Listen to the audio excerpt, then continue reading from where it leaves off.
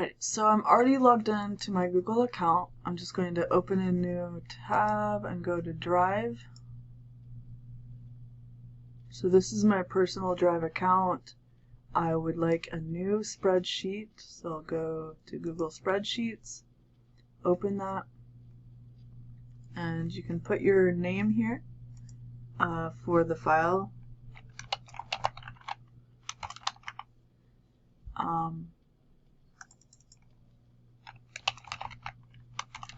You do not ever want to put spaces in anything or symbols anywhere.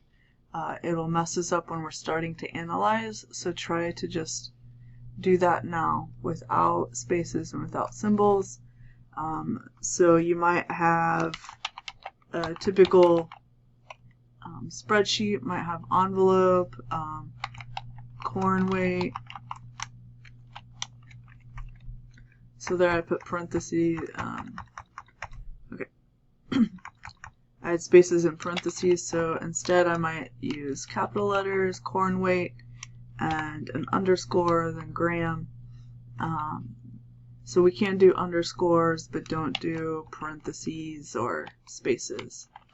We might have corn weight, and then squash weight.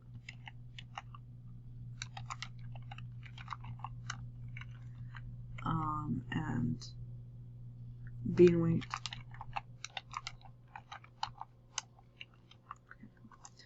And so envelope 1 might have 0.2321, 0.0051, 0.0216. Okay, so there's my weights, and then I'm just going to continue that down. And then what you're going to want to do is go up and share that spreadsheet with me. And so you'll go to the share button, you'll want to change your link to anyone with the link, and then you want it to be in editor. That is so that I can edit if need be. And then copy that link. Go back to Padlet. You're going to insert in the data spreadsheet area. You can put, your name here again for your data. And then click this little symbol for a link, paste that link that you just copied, and then hit save.